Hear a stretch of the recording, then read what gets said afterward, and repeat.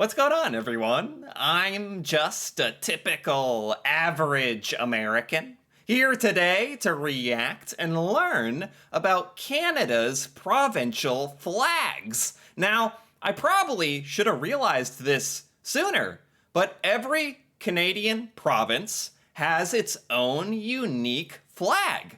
Just like every state in the United States of America has its own unique dedicated flag. Now, I was thinking about this, and I want everyone to be honest.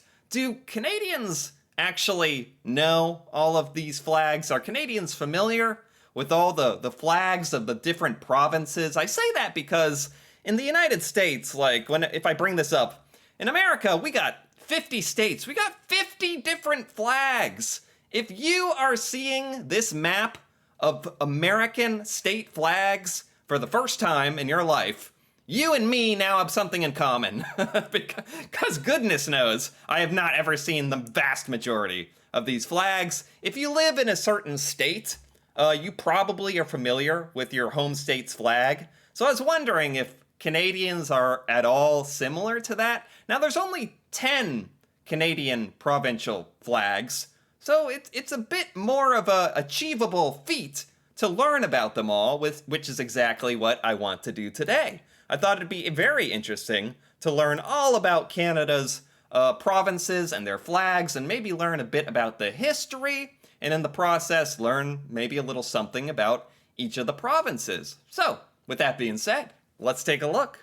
We must begin with some Canadian flag history. In the old days, Canada was a colony of Great Britain, and it was assumed that the only flag you needed in a British colony was the good old Union Jack. But the British themselves eventually needed to come up with a way to tell all of their colonies apart. So That's so interesting because, I swear, most Americans have no idea about Canada's relationship to Britain and British history or any of that stuff. So yeah, it's just fun to be reminded of that interesting part of Canada's history.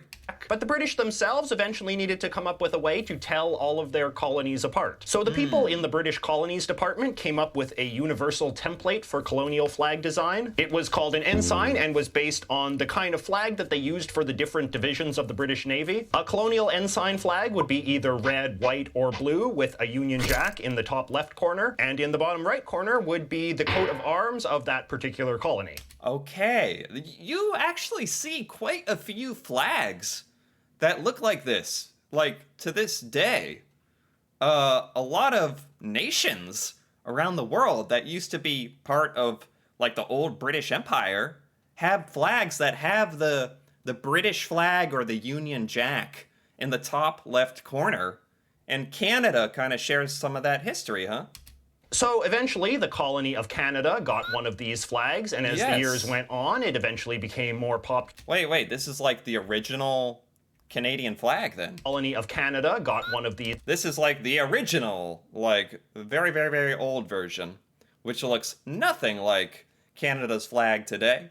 I think I prefer the good old Canadian flag as it is today. Iconic, honestly, iconic design. I love it, actually. These flags, and as the years went on, it eventually became more popular and famous. Throughout the 1930s, 40s, 50s, and 60s, as Canada became more politically independent from Great Britain, the Union Jack started to be seen less and less, and the Canadian ensign started to be used more and more as a symbol of Canada's status as a separate country. But there was an obvious contradiction here. Why was Canada demonstrating its independence by using a colonial flag? In 1965, the colonial flag was officially ditched, and the Canadian flag that we all know and love today, the maple leaf, was officially adopted. Yes! 1965. That is unbelievable how recently everything has happened. So many huge historical events in the United States as well, and Canada, which are both pretty, young countries, all things considered. Less than 100 years of the Canadian flag as we know it today. Wow. So what does this have to do with provincial flags? Well, basically this exact same story panned out in all of Canada's provinces. Like Canada itself, all of the Canadian provinces had colonial ensign flags too, with the Union Jack in one corner and the provincial coat of arms in the other. Okay. These flags were all much more obscure than the red ensign flag though. In the early days, people just really didn't care that much about having flags for provinces. Truly a backwards time. The first Canadian province... Man, this is really like has a lot of parallels to the United States, I think. I don't even know like when states started wanting dedicated flags for each of the United States. But anyway, this is about Canada's provinces, so enough about the old states and all that nonsense.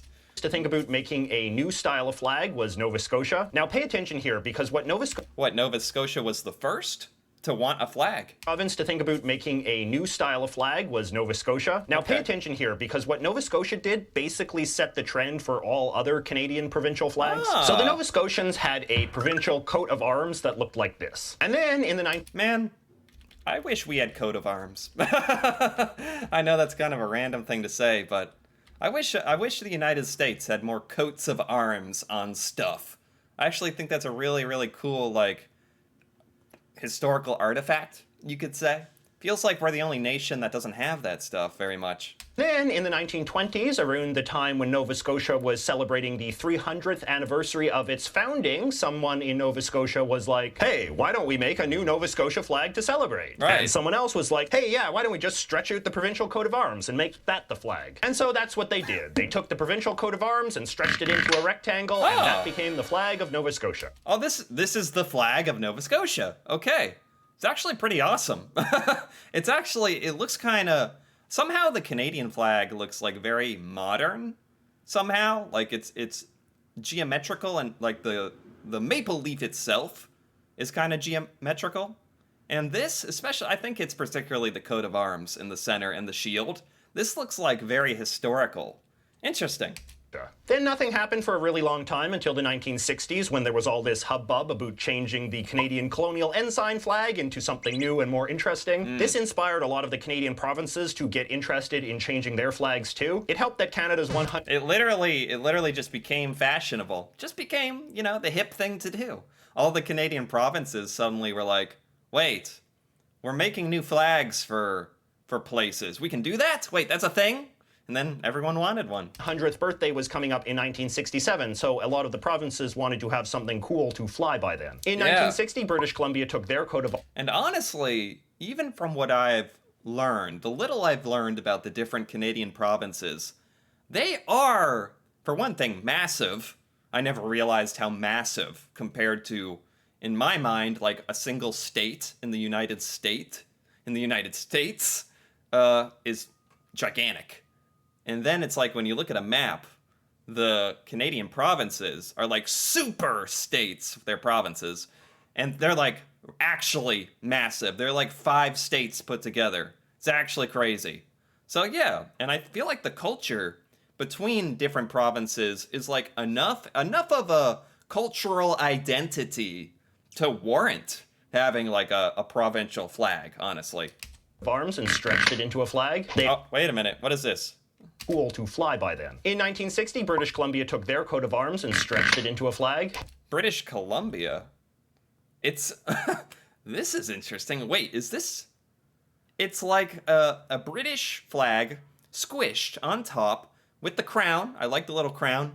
But I really like the sun.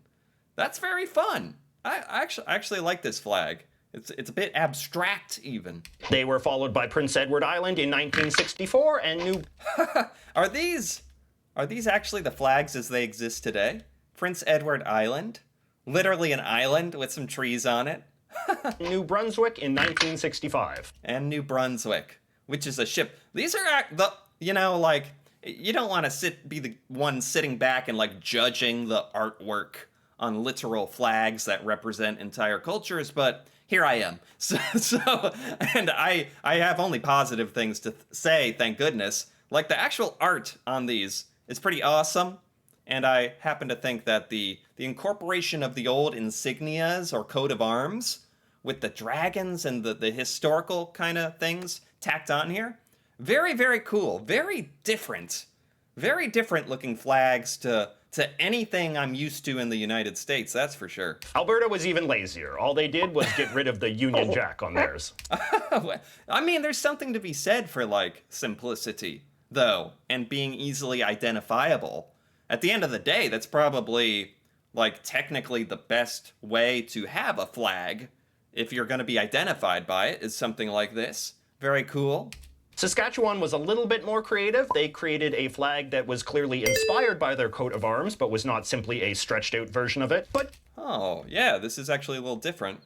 It honestly is a little European looking to me. I don't know why. It reminds me of those kinds of flags. Very cool. But just to be sure everyone got the message, they also stuck the coat of arms on it as Okay. well. Now see, the Canadian government's decision to get rid of the colonial ensign flag and adopt the maple leaf flag was not without controversy. There were a lot of people who thought this was a great betrayal of Canadian history. There has always been a sizable chunk of Canadians, even today, who are really into celebrating Canada's history as a British colony and really opposed to the threatening of any symbols from that era. I didn't know that. I didn't like at the same it's good to be proud of your history. And at the same time it's also good to be proud of, modern history and accomplishments. And I guess the modern Canadian flag as it exists today is kind of a representation of Canada sort of forging its own independent path to this day, if nothing else. But, the old flag and history is a thing that exists, so I can see it both ways. How's that for a diplomatic answer? This is largely an anti-American thing, but that is a topic for another day. Anyway, during this big Canada-wide flag-changing fad, a few of the more conservative-minded leaders of the Canadian provincial governments very ostentatiously refused to play along. In 1965 and 1966, I didn't know so many people were against the Canadian flag changing. I realize now, like, it didn't happen all that long ago. And I guess when your flag has been a certain way for a very long time, from my point of view, the only Canadian flag I have ever known is the maple leaf flag. So that's my normal. So I gotta try to step outside that box and understand that it was different for a long time. the provincial governments of Manitoba and Ontario passed special laws to keep their British-style flags, and those flags are still in use to this day. In Newfoundland, their government went even further and said only the full Union Jack would be recognized as the official provincial flag. It wasn't until... Wait, what? I did not... Wow. Yeah. So these are still in use today. Entire provinces utilizing like a flag that's more of a callback to the old Canadian flag. Wow. That's kind of cool in a way. So you kind of have the best of both worlds. Only the full Union Jack would be recognized as the official provincial flag. What? It wasn't until 1980 that Newfoundland formally gave this up and adopted this as their official flag. What? Wow, that's actually pretty cool. That's actually a pretty cool flag. 1980, man. It's only been 40 years for Newfoundland. But having like the straight up UK flag is a bit confusing. So it's probably for the best, and I think this flag's actually pretty awesome. Instead, which, as you can see, is still pretty Union Jacky. Yeah. The only province I haven't mentioned so far is Quebec, Canada's French-speaking province. Right. As usual, Quebec was off doing its own thing and doesn't really fit into the larger Canadian story. Right. Quebecers have had a famed aversion to British symbols for ages, which only makes sense since a lot of them are still sore about being conquered by the British Empire. This red, white, and green flag used to be a popular Quebec patriotic symbol in the old days, but Really? Never seen this before. was eventually phased out for not being French enough, possibly because it was the flag of Hungary. So in 1948, the Quebec government made a new flag. It was designed to look like the sort of flags that the French Empire had flown in colonial North America. Okay, I have seen this flag before. This is the flag of Quebec, which honestly probably has a little extra significance because, like he's saying, Quebec really, of all the Canadian provinces, is very much its own specific culture going on there, and of course the different language. So this flag is probably like extra significant if people from Quebec really identify as people from Quebec. They identify with this flag. I recognize the symbol in the four corners. Isn't that like a... Is that like a Celtic thing, or... I don't know. It's actually quite an interesting flag in the sense that nothing on it has any official symbolism. It's just supposed to look French. But that's also the story of the maple leaf flag. It doesn't have any official symbolism either. It's just supposed to look Canadian. That's the point. You know what? That sits very well with me. Story of the maple leaf flag. That's what a flag is. A flag is whatever you want it to be. If it represents you, that's all that has to matter. Is the meaning you put into the flag. Without that, it doesn't have any meaning. So I just love the Canadian flag. It is so Canadian.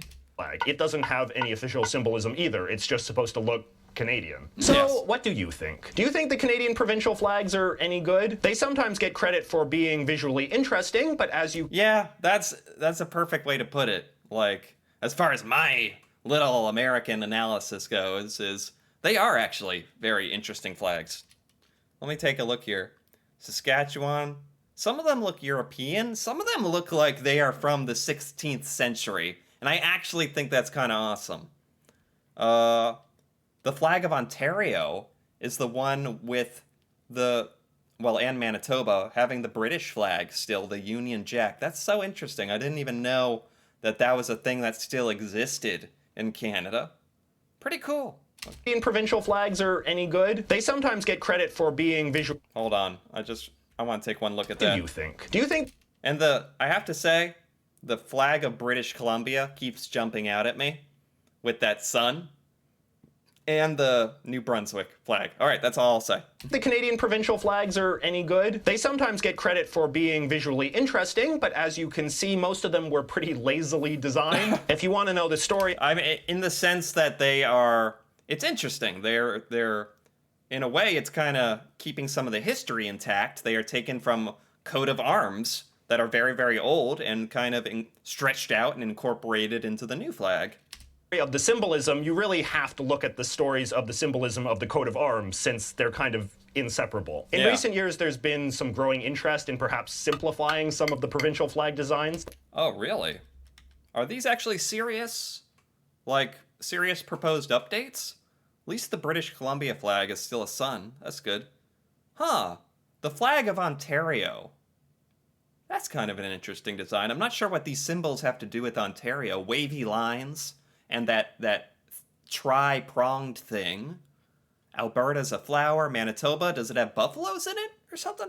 Would that be a good idea? Let me know. That's all for this week. See you soon. All right, and there you have it. Very good. That was by J.J. McCullough, or McCullough. Not exactly sure on the pronunciation, but nonetheless, very good video. I got to give that a like. Very good. I do feel like I learned a lot about Canadian history. And even the flags, even just on the surface level of the flags, the designs, kind of give you a little peek into some of the uniqueness of each Canadian province. So, in that respect, I actually really, really enjoyed this. Anyway, if you enjoyed this as well, feel free to give this video a like or leave a comment. And if you're interested in more videos like this, me reacting to Canada and Canadian culture, feel free to subscribe for more. And until then, thanks for watching, and see you next time.